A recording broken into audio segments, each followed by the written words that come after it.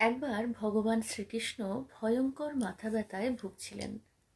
অনেক ডাক্তার তাকে চিকিৎসা করার জন্য এসেছিলেন, কিন্তু কারোর কোনো চিকিৎসাতেই কাজ হয়নি।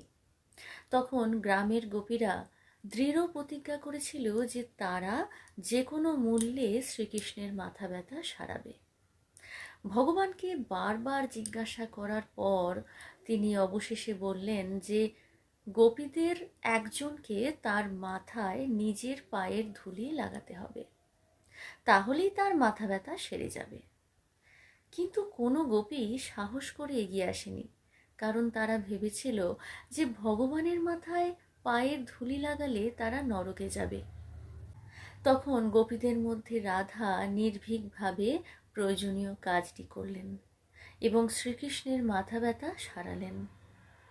রাধা এবং কৃষ্ণের প্রেম কাহিনী অমর। তাদের সম্পর্ক এতটাই গভীর ছিল যে কৃষ্ণের প্রিয় স্ত্রী রুক্মিণীও এটি মেনে নিতে বাধ্য হন। একটি ঘটনা শুরু হয় রুক্মিণীর কৃষ্ণকে দুধ পান করানোর মধ্য দিয়ে।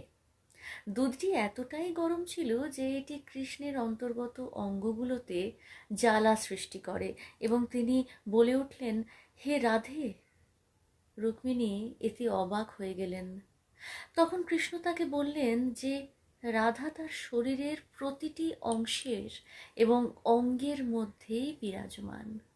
এ কথা শুনে রুক্মিণীর রাধাকে দেখার ইচ্ছা জাগল, যিনি তার স্বামীর হৃদয় ও আত্মার অধিকারিণী। যখন তিনি রাধার সঙ্গে দেখা করতে গেলেন, তখন দেখলেন দরজার সামনে একজন দাসী দাঁড়িয়ে আছে। দাসী এতই সুন্দরী ছিলেন যে রুক্মিণী তাকে রাধা ভেবে তার পায়ে হাত দিতে গেলেন, কিন্তু দাসী জানালেন যে তিনি রাধা নন, তিনি একজন সাধারণ দাসী মাত্র, এবং রাধার সঙ্গে দেখা করতে হলে রুক্মিণীকে এমন আরও 7টি দরজা পেরোতে হবে। রুক্মিণী মনে মনে ভাবলেন, দাসীরাই যদি এত সুন্দর হয় তাহলে গৃহিণী কতটা অপরূপা হবেন।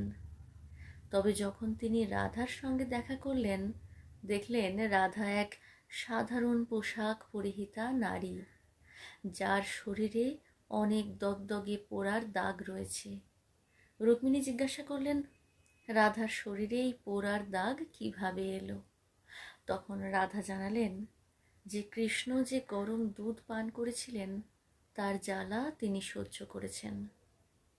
কারণ রাধা কৃষ্ণের প্রতিটি অংশের, শরীরের প্রতিটি অংশের ভিতরে অবস্থান করেন, তাই কৃষ্ণের ক্ষতিও তিনিই ভোগ করেছেন।